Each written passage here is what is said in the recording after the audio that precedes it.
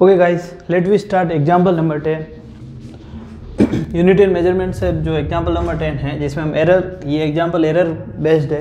तो हमें क्या दिया हुआ है यहाँ पे कि टू रेजिस्टेंस ऑफ रजिस्टर मतलब two resistor of a resistance R1 बराबर कितना दिया 100 plus minus 3 ohm and R2 बराबर 100 plus 40 ohm are combined in series and parallel, यानी कि दोनों सीरीज, एक बार सीरीज में कनेक्ट करते हैं और फिर दूसरी बार पैरेलल कनेक्ट करते हैं। तो हमें क्या है, उनका इक्विवेलेंट रेजिस्टेंस फाउंड आउट करना है। जबकि हमें सीरीज के लिए कंडीशन क्या दी हुई है कि जब हम सीरीज में ऐड करते हैं तो R जो आएगा इक्विवेलेंट रेजिस्टेंस जो क्या है R1 प्लस R2 है। तो हम पहले देखते हैं सीरीज के लिए। हमें सीरीज के लिए दिया हुआ क्या है, यहाँ पर R1 बराबर जो है हमारे पास क्या है ऑलरेडी 100 प्लस माइनस 3 ओम, ठीक है। दूसरा हमें दिया हुआ है कि R2 जो है R2 बराबर कितना है 200 प्लस माइनस 4 ओम। हमें क्या देखना है, हमें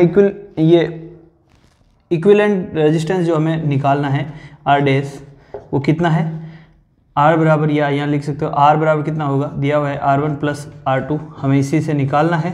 तो इसमें अगर हम वैल्यू पुट कर देते डायरेक्ट, क्योंकि यहाँ पर R पता है R2 पता है और यहाँ पर जो निकालना है वो निकल जाएगा अपने पास, ठीक है। इसमें वैल्यू पुट कर देते हैं, तो पुट करने से क्या होगा R इक्वल कितना हो जाएगा 100 plus minus 3 ohm plus 200 plus minus 4 ओम। तो इनको नॉर्मली एरर को जब हम ऐड करते हैं, नॉर्मल ऐड करना है तो ये नॉर्मल ऐड कर लेंगे। इसको नॉर्मल ऐड करोगे तो कितना हो जाएगा R इक्वल कितना आ जाएगा आपके पास, यहाँ पर 100 प्लस 200 कितना हो जाएगा 300 प्लस, तो ये हो जाएगा। इसमें नॉर्मल क्या, इसमें क्या होता है एक्चुअली, ये चीज़ें होती है कि जो ये वाला पोर्शन होता है वो इस पोर्शन से ऐड होता है और ये वाला जो पोर्शन होता है ये इस, मतलब जो रियल होता है वो इससे, और जो एरर होती है वो एरर से ऐड होती है, ठीक है। तो ये 100 प्लस 200 कितना हो जाएगा 300, तो ये यहाँ पर हमारे पास कितना आ जाएगा 300 प्लस माइनस ये कितना है 3 ओम प्लस 4 ओम कितना हो जाएगा 7 ओम, ठीक है। तो ये चीज़ हो जाएगी। तो अपने पास यहाँ पर R आ गया। जब हम इसको क्या कर लेंगे, इक्विवेलेंट रेजिस्टेंस हमारे पास आ गया जब हम दोनों को क्या करेंगे सीरीज में ऐड करेंगे, ठीक है। अब हमें दूसरा काउंट करना है, हमें निकालना है इसको कि जब हम इसको क्या जोड़ते हैं पैरेलल ऐड करते हैं, पैरेलल करते हैं तो इक्विवेलेंट रेजिस्टेंस निकालना है, जिसके लिए हमें कंडीशन दी हुई है यहाँ पर पैरेलल के लिए क्या होती है 1/R डैश बराबर क्या है 1/R1 plus R2 and R dash upon del R dash upon R dash square equal del R1 upon R1 का square plus del R2 upon R2। ये कंडीशन दी हुई है, ये कंडीशन अप्लाई करनी है और R1 R2 हमें दिया हुआ है और हमें निकालना क्या है डेल R, मतलब हमें निकालना क्या R डैश निकालना, हमें क्या काउंट करना R डैश काउंट करना, ठीक है। तो इसको नोट कर लो, रफ कर लेते हैं, फिर अपन बी पार्ट करते हैं इसका।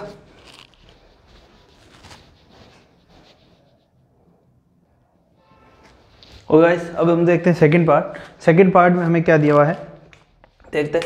सेकंड पार्ट क्या है, सेकंड पार्ट हमें एलएल की ऐड जो करना है वो पैरेलल फॉर्म में करना है। तो हमें क्या दिया हुआ है, देखो बी जो पोर्शन है उसमें हमें दिया क्या हुआ है, दिया हुआ है हमें कि जो है देखते हैं यहाँ पर कि 1/R1 डैश इक्वल है 1/R1 प्लस 1/R2। तो इसका क्या कर देंगे हम एलसीएम ले लेते हैं। तो ये नॉर्मली क्या हो जाता है 1/ जो R डैश है वो इक्वल होगा किसके, ये R2 plus R1 upon R1 R2। देखो ये एलसीएम ले लिया तो R1 से R1 कट जाएगा तो ऊपर R2 आ जाएगा प्लस R1 आ जाएगा।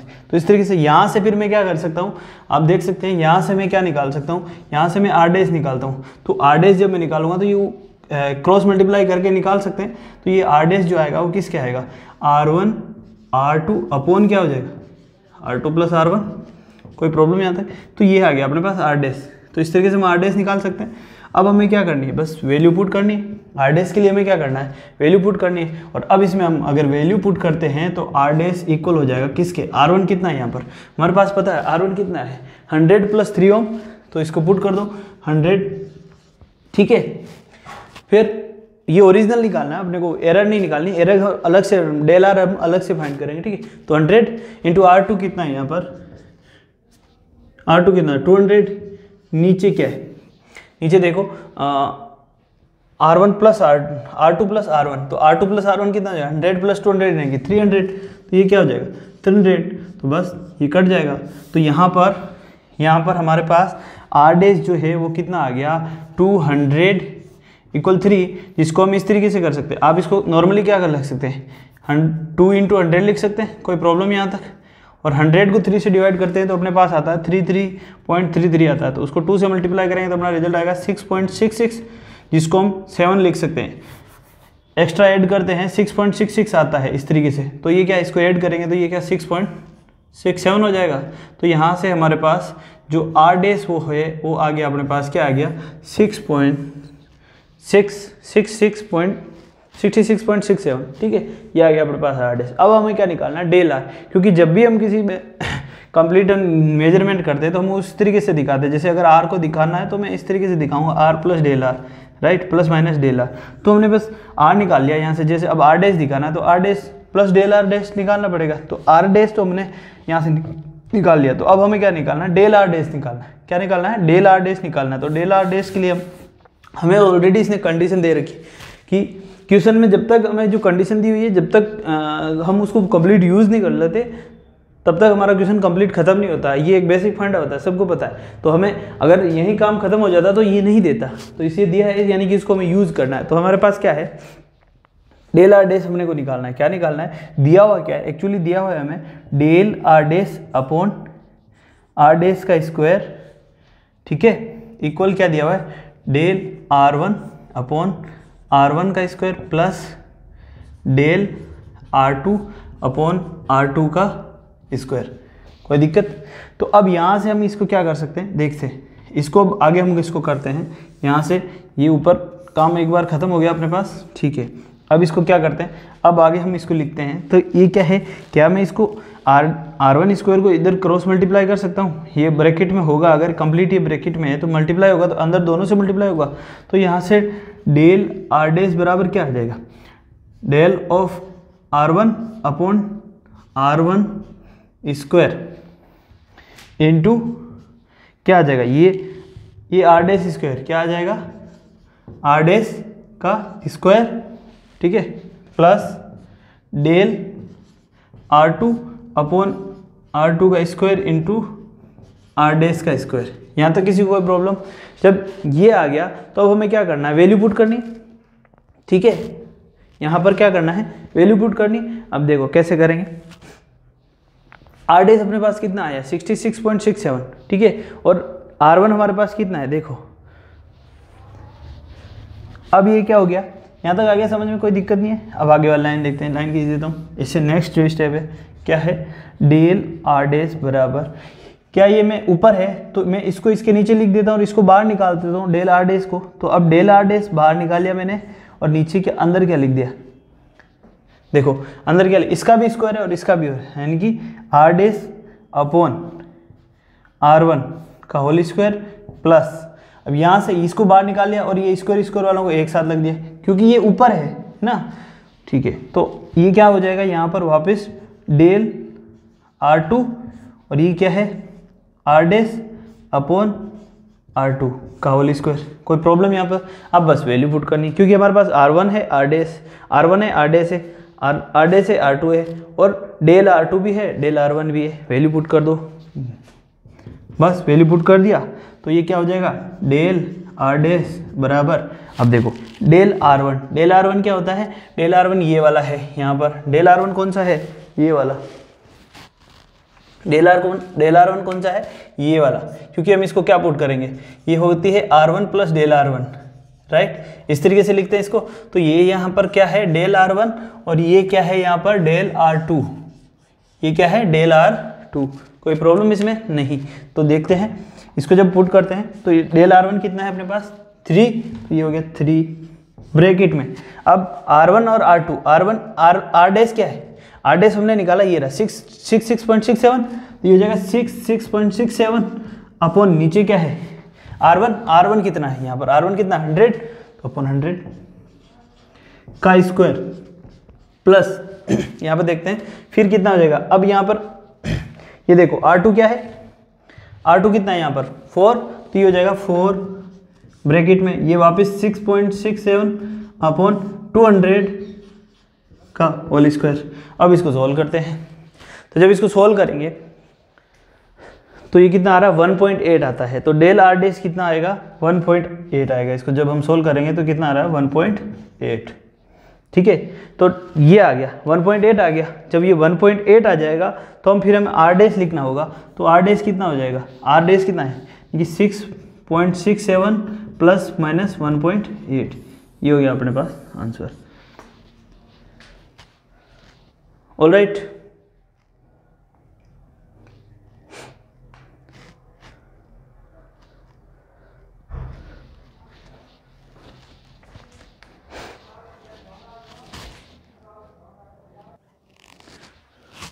ओके गाइस, ठीक है, ये कंप्लीट हो गया। अब आप में से कुछ कह रहे हैं कि सर ये कैसे आया 1.8, कि सर ये आपने तो सीधा लिख दिया 1.8, ये आया कैसे 1.8? मुझे तो एक्चुअली याद था इसलिए मैंने लिख दिया। तो अभी सॉल्व करने की, अगर जैसे आप लोग कह रहे हो सॉल्व करो सर, तो अपन इसको सॉल्व कर लेते हैं। देखो नॉर्मली क्या होता है, ये 3 है इंटू, अब ये क्या है 6.6667 है। तो हम इसको क्या करते हैं कि इसका स्क्वायर करते हैं। जब 6.6 यानी कि 6.66 को अपन मल्टीप्लाई करेंगे तो नॉर्मल है कि भाई कैलकुलेशन 6.66 को 6.66 से मल्टीप्लाई करोगे तो कितना आएगा देखते। तो ये आएगा 4443.55 ना, ठीक है, इस तरीके से कुछ आएगा। तो जब ये आ गया अपने पास क्या आ गया 4 पॉइंट, ठीक है, यानी कि स्क्वायर है, ठीक है, ऊपर वाले का। तो ऊपर वाले क्या स्क्वायर आ जाएगा, ये ब्रैकेट में ये स्क्वायर है ना 3 इंटू 4443.55, ठीक है, अपॉन नीचे क्या हो जाएगा 2 जीरो का 2 4 जीरो हो जाएगा, प्लस ये क्या हो जाएगा 4 इंटू, अब इसका स्क्वायर लिखते हैं तो ये सेम है। अब यहाँ पर क्या कर सकते हैं, इसको हम यहाँ से 2 से काट देते हैं, क्या कर देते हैं 2 से, तो ये क्या हो जाएगा 100 और यहाँ पर ये क्या हो जाएगा 3.33 लगभग 3.33।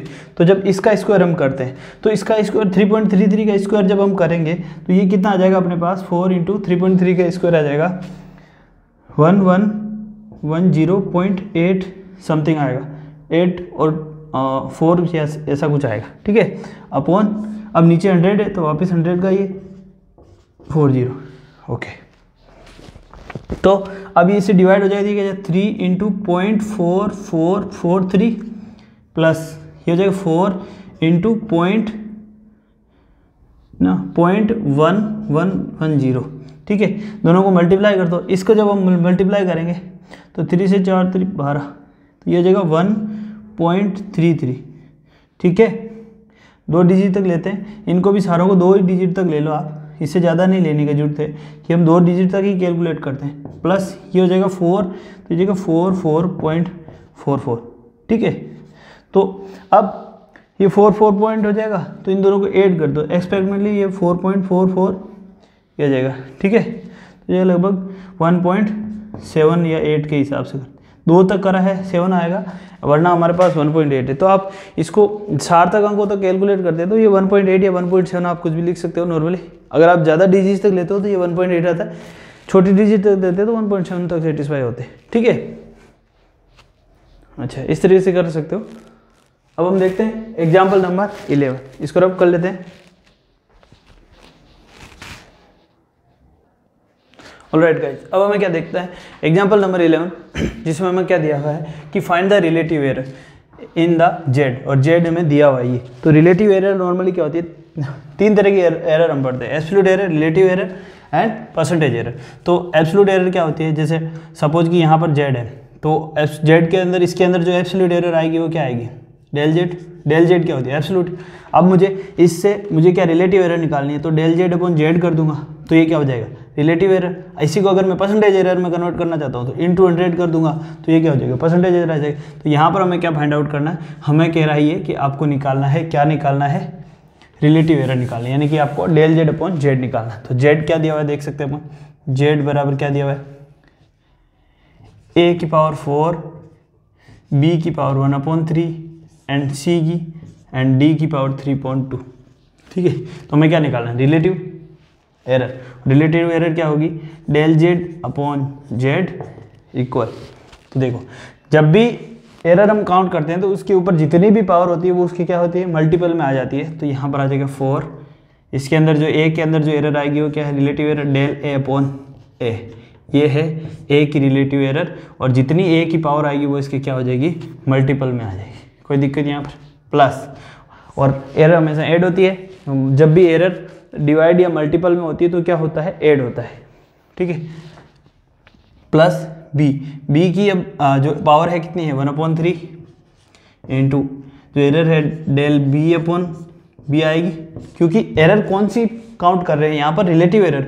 अगर हमें पूछता कि आपको क्या काउंट करनी, एब्सोल्यूट एरर, तो एब्सोल्यूट एरर तो हम सीधी काउंट कर सकते थे। सीधी कैसे, अगर आपको एब्सोल्यूट एरर काउंट करनी होती, डेल जेड अगर आपको काउंट करना होता, सपोज कि आपको कह रहा है कि एब्सोल्यूट एरर काउंट करनी है, तो आप सीधा सीधा कर सकते थे 4 del A plus 1/3 del B plus del C plus ये क्या है, ये जो है ये क्या है, माइनस में आ जाएगा, ऊपर जब आएगा तो क्या आ जाएगा, माइनस में आ जाएगा, ठीक है, क्योंकि ये d 3/2 है, तो जब ऊपर आएगा तो इसकी पावर ये माइनस में आ जाएगी, ठीक है। तो इस तरीके से अपन इसको कर लेंगे।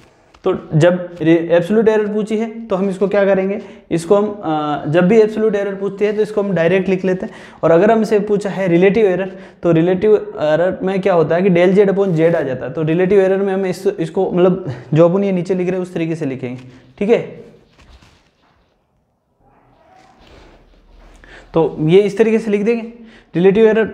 अब यहाँ पर हमें पूछा क्या है ना, तो ये कौन सी एरर है, ये जब हम इस तरीके से लिखते हैं तो ये कौन सी एरर आती है कि जो है यहाँ ये लिखते हैं पूरी 3/2 प्लस ये कितना है, 3/2 डेल डी।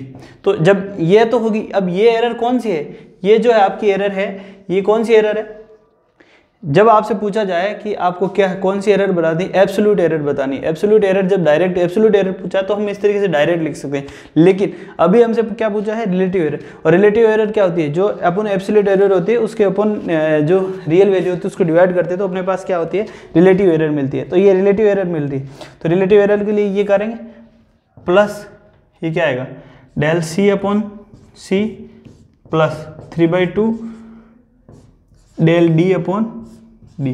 तो ये क्या होगी, यहाँ पर हमारे पास ये क्या आ गया, एब्सोल्यूट एरर।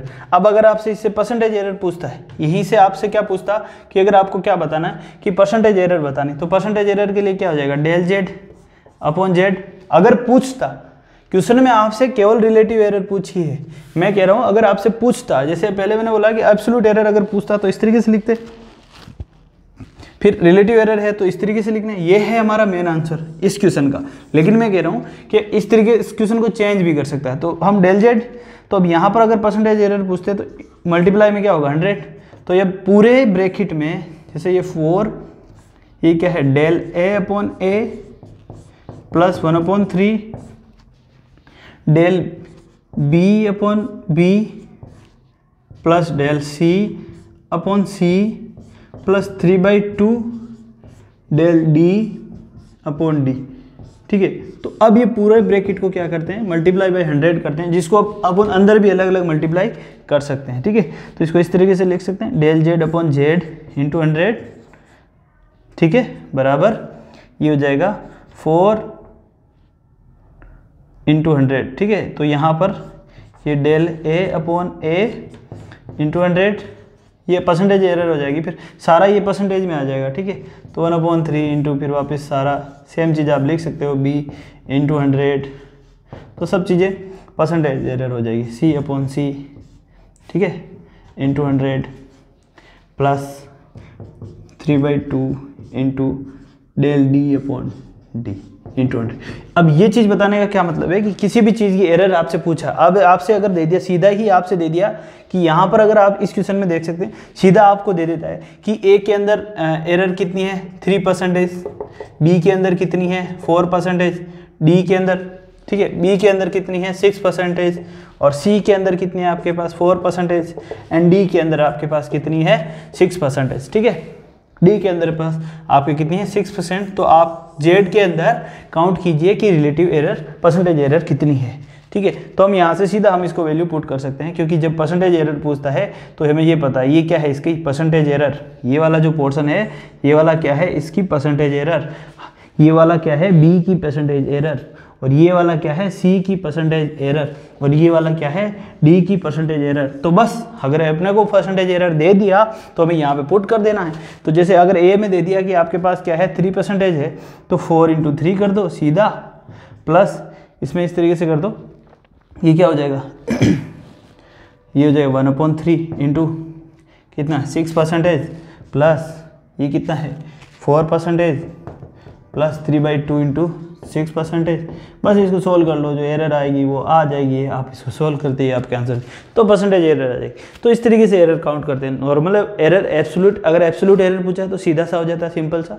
अगर आपसे रिलेटिव एरर पूछा है तो del z/z होता है, और अगर आपसे परसेंटेज एरर पूछा है तो del z/z इंटू 100 होता है। तो इस तरीके से आप कर सकते हो। ये मैंने तीनों का एक साथ बता दिया कि तीनों में क्या डिफरेंस होता है, ठीक है। लेकिन आपके जो एग्जाम्पल है इसमें केवल इतना ही पूछा गया है कि इसके अंदर जो एब्सोल्यूट एरर है वो कितनी है, नहीं रिलेटिव एरर कितना है, ठीक है, ये आगे नहीं। चलो अब हम देखते हैं आगे एग्जाम्पल नंबर 12।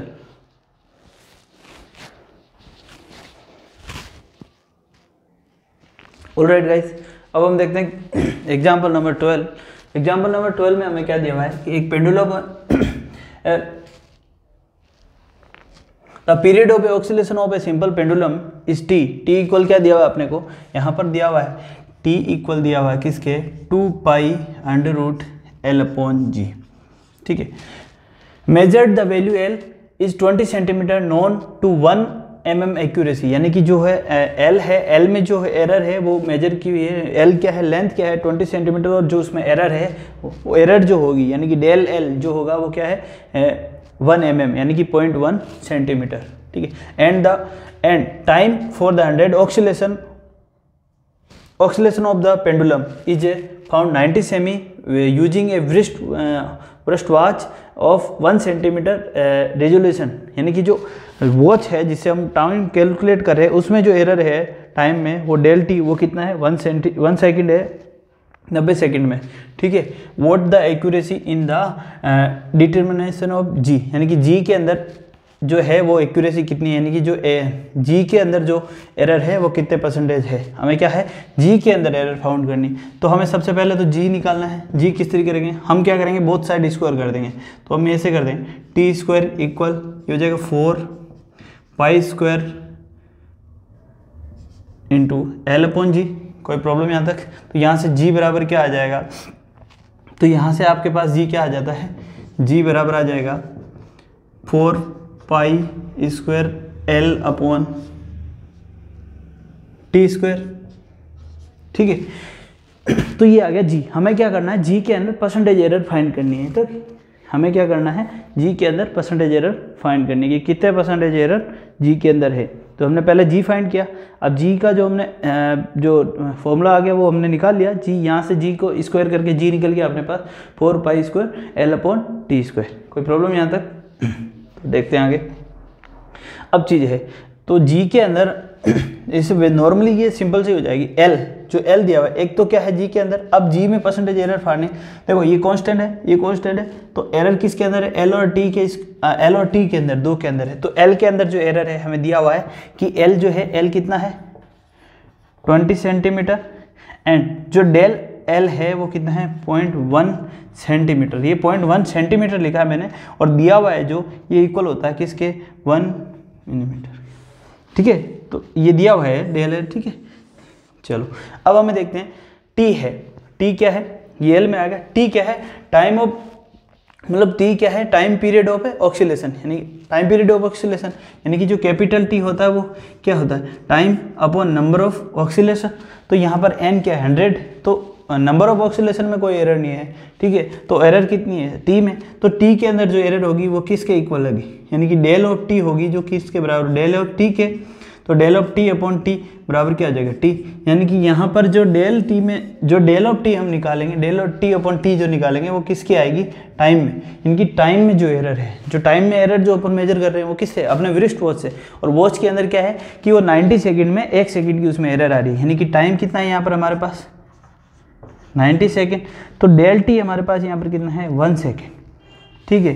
तो del t अपने पास कितना आ गया 1 सेकेंड, यहाँ सब कुछ आ गया अपने पास। अब इस फॉर्मूले में हमें इसको पुट करना है। यहाँ से हमें क्या निकालना है, डेल जी अपॉन जी, किस में, परसेंटेज एरर, जो अभी अपने एक निकाला है कि जब भी अपने परसेंटेज एरर निकालना होता है तो उसको क्या करते हैं, मल्टीप्लाई कर देते हैं 100 से, इक्वल होगा, ये कांस्टेंट है तो del of L upon L into 100 plus 2 del of T upon T. कोई प्रॉब्लम यहाँ तक? टी क्यों आया, 2 क्यों आया, ये आप सबको पता है। अभी जैसे इससे पहले हमने जो एग्जाम्पल किया है, तो यहाँ से अब हम वैल्यू पुट कर देते हैं। देखो del of G upon G into 100 बराबर ये कितना हो जाएगा, del L upon L, del यहाँ पे देखो कितना है 0.1, ये हो जाएगा 0.1 अपॉन कितना है 20 इंटू कितना है 100 प्लस 2 इंटू डेल टी कितना है 1 अपॉन टी कितना है 90। ठीक है, जो डेल टी मतलब ये जो एरर है ना, समझ रहे हो कि डेल टी अपॉन टी ही क्या है, यहाँ पर डेल टी अपॉन टी, ये देखो यहाँ से देख सकते हो आप कि डेल टी अपॉन टी कितना है 1 अपॉन 90 सेकेंड, है ना। जो इसमें एरर आई है वही एरर क्या आ रही है, डेल टी अपॉन टी है, तो डेल टी अपॉन टी कितना है 1 अपॉन 90 इंटू 100। यहाँ पे कोई प्रॉब्लम, अब इसको सोल्व कर लो, ये कट गया आपके और ये कट गया 5 टाइम, तो इसको सोल्व करते हैं अपन आगे। ठीक है, या नीचे लिख लेता हूँ मैं, इसमें जो परसेंटेज एरर आ रही वो कितनी आएगी, इसमें जो परसेंटेज ये आ रही 0.5% प्लस ये कितना आ जाएगी 20/9, तो ये कितना हो जाएगा 2.2%, यानी कि टोटल लगभग ये जी में जो परसेंटेज एरर है ये कितनी आ जाएगी अपने पास, ये लगभग लगी ये अपने पास क्या है, डेल जी अपॉन जी परसेंटेज बराबर कितना आएगा 3%।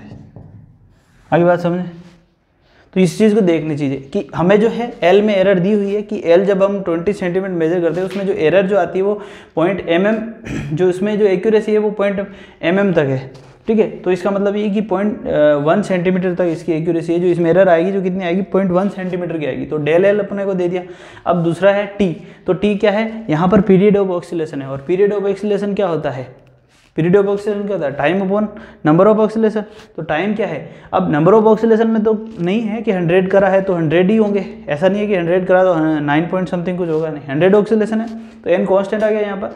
तो टी जो है यहाँ पर एरर किस में है, टी में है, तो टी क्या है, डेल टी अपॉन टी, जो डेल टी अपॉन टी है वो किसके बराबर, डेल टी अपॉन टी में जो एरर आएगी एन की वजह से तो नहीं है, टी की वजह से, और वो क्या है डेल टी अपॉन टी, तो डेल टी अपॉन टी बराबर, अब यहाँ पर डेल टी कितना है, जो हम टाइम मेजरमेंट करते हैं उसमें जो एरर कितनी है 1 सेंटीमीटर की 90 सेंटीमीटर पर, तो ये 90 सेकेंड पर, तो 1/90 आ गया, यानी कि डेल टी अपॉन टी किसके बराबर आ गया 1/90 के। बस बाकी वैल्यू पुट करके आपने क्या किया, इसको सोल्व किया है। आगे बात समझ में, बस 2 चीज़ें समझने लगी, एक तो ये कि आपको जो यहाँ से आपकी जी वाला फॉर्मूला निकालना आना चाहिए, दूसरा ये कि आपको ये लिखना आना चाहिए कि एल क्या है, डेल एल क्या है, और यहाँ पर ये टी और ये यहाँ से इस जगह से ये लाना, डेल टी अपॉन टी जो है वो डेल टी अपॉन टी होगा, ये small del T upon T होगा। क्यों होगा ये आपने देख ही लिया, क्योंकि इसमें जो एरर है कैपिटल टी में जो एरर है वो किसकी वजह से, स्मॉल टी की वजह से है, यानी कि ये क्या है, ये पीरियड ऑफ टाइम है, ये क्या है पीरियड ऑफ टाइम, ऑक्सीलेशन का है, जो जितना टाइम पीरियड लगा ना कि भाई 100 ऑक्सीलेशन करने में टोटल कितना टाइम लगा है, तो 100 ये कह रहा है टोटल जो टाइम लगा है वो कितना 90 सेकेंड लगा है, समझ रहा। तो ये टोटल ऑक्सीलेशन ऑफ, मतलब जो टोटल ऑक्सीलेशन होता है उसका टाइम है, यानी कि पीरियड ऑफ टाइम है, तो कितने में ये ऑक्सीलेशन 100 कंप्लीट हुआ है वो है, तो जितने ऑक्सीलेशन है, अब एक ऑक्सीलेशन का निकालना है तो टी अपॉन एन कर देंगे, इस तरीके से आता है। ओके चलो, okay guys, please like and subscribe.